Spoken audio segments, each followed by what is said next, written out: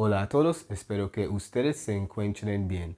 Hoy vamos a hablar sobre los verbos preposicionales en español. Today we're going to talk about prepositional verbs in Spanish.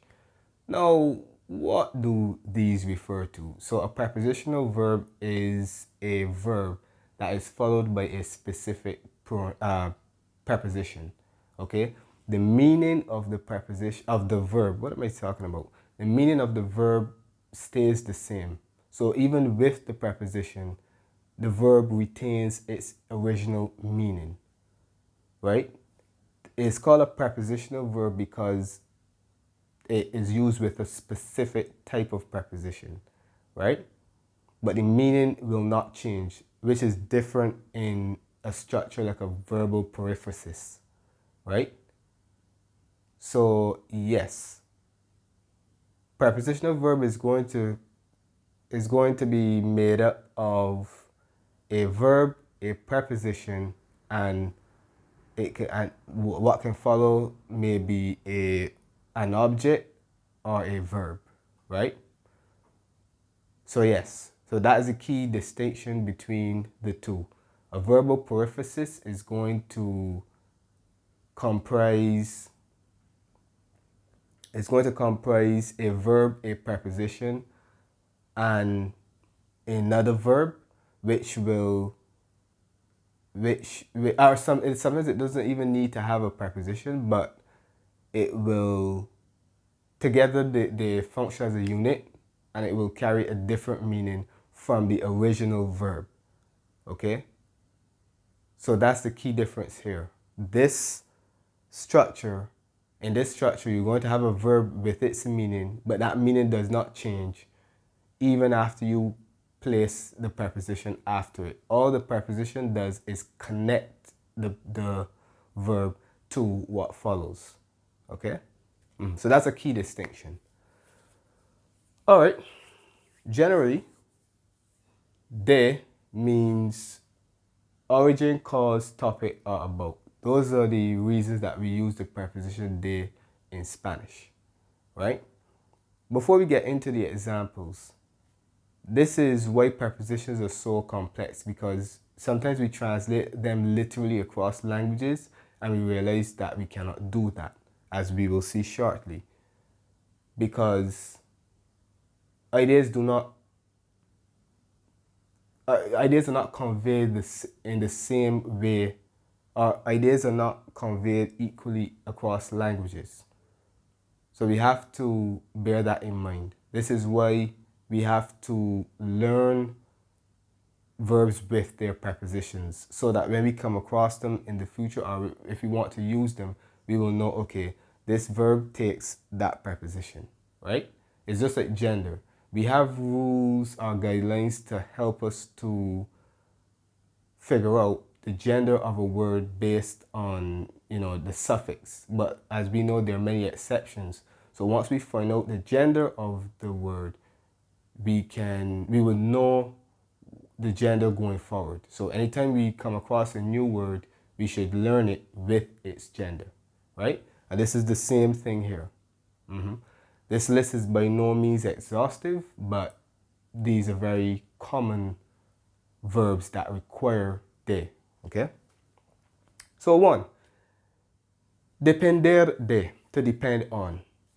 An English speaker may translate this in Spanish as depender en, because in English we say on, but in Spanish they say de.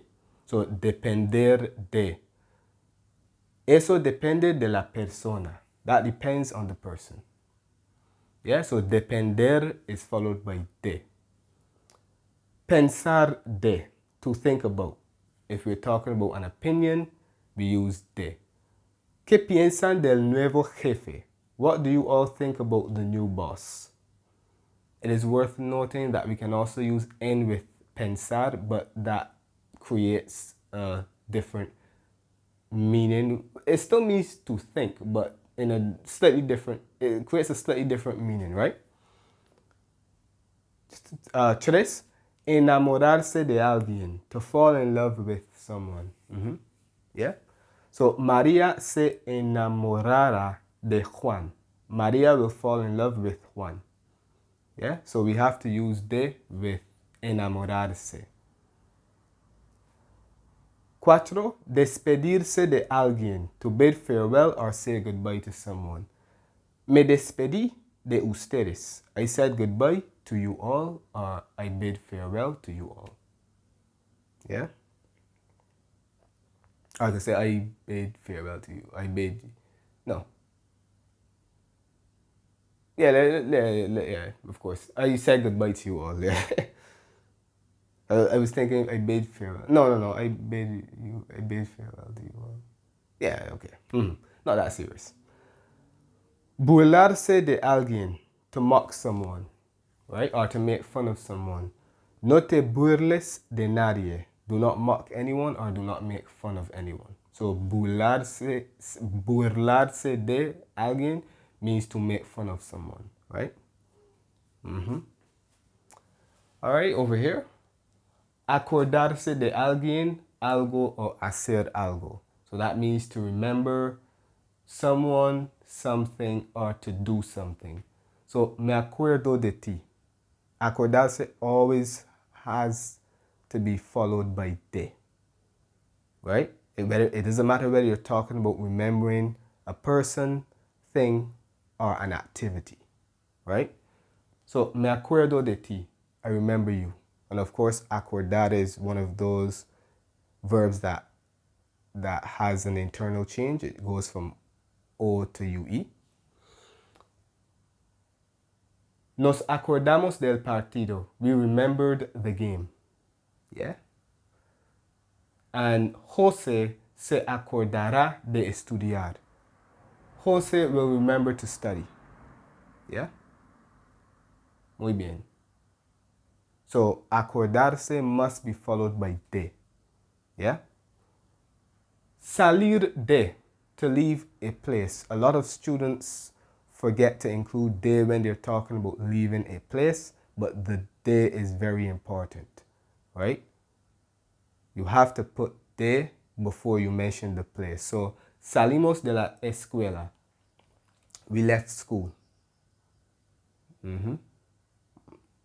And of course, salir means to leave, right? Like I said, the difference with prepositional verbs is that the meaning of the verb does not change with the preposition. If it changes with the preposition, then it is a verbal periphrasis. But this does not change. The meaning remains the same. This is just telling us which preposition is necessary, right? Abusar de alguien o algo, to abuse someone or something. So, él nunca abusaba de su esposa. He never abused his wife. Good man. But if we wanted to use something, we could say, la mujer abusa de su poder. The woman abuses her power. So, abusar must be followed by de. Okay? All right? So, these are 8 prepositional verbs, and we continue. 9. Cambiar de, that means to change. If we're talking about changing from one state to another, we use de. Cambié de trabajo. I changed jobs. Disponer de means to have or to possess. So that is a synonym of tener. No disponemos del dinero suficiente. We do not have enough money. That's very unfortunate. Darse cuenta de, to realize something. Me di cuenta del error. I realized the mistake. And a verb that is similar to that would be enterarse de, to find out. So, me enteré del error. I found out about the mistake. 12. Arrepentirse de, to regret. Tú te arrepentiste de no ayudarla. You regretted not helping her. Of course, we use de to introduce the reason that we are remorseful. So let's continue this side. Número 13, encargarse de algo, hacer algo. So to be in charge of something or doing something. So Susana se encargó de todo. Susana was in charge of everything. All right. If we wanted to use a verb, we can say Susana se encargó de invitar a las personas. Susana was in charge of inviting persons. Okay. A synonym of that would be ocuparse de, which is to like take care of. So I can say me ocuparé de los alumnos. I will take care of the students. Right? Basically, the students are my responsibility. Yeah? 14, quejarse de, to complain about. If we want to complain about something, we use de. So, los alumnos se quejaron del examen. The students complained about the exam. That's a very relatable feeling as a teacher. 15, alegrarse de, to be happy. Nos alegramos de escuchar las buenas noticias. We are happy to hear the good news. Muy bien. 16, cansarse de, to get tired of. Me cansé de estudiar. I got tired of studying. Yeah? Can definitely relate to that. Because it can be very exhausting at times. And 17, aprovecharse de algo o alguien, to take advantage of something or someone. So this is a synonym of exploit. Tú te aprovechaste de ellos. You took advantage of them. Okay? And we continue. Okay, so we move on to the final part. Número 18, tratar de means to try. So when we use tratar, we have to use de if we're talking about trying to do something. So, traté de arreglar el coche. I tried to fix the car. And the 19, tratarse de, to be about. When we want to talk about the topic at hand, we can use tratarse de. So, ¿de qué se trata la reunión? What is the meeting about? ¿De qué se trata la película? What is the movie about? Right? So we have to use de with tratarse if we're talking about basically to talk about what something, I don't want to say was about, but to talk about, not necessarily a definition, but if we want to say, if you're talking about to be about, we want to know what it entailed. Yeah? What it entailed. To talk about what something entailed, we can use tratarse de. Yeah? All right. So these are 19 prepositional verbs. These verbs require the use of de. It's not an exhaustive list, but these are very common verbs, of course. So that brings us to the end. Espero que ustedes hayan disfrutado de este video. Muchas gracias por ver y hasta la próxima.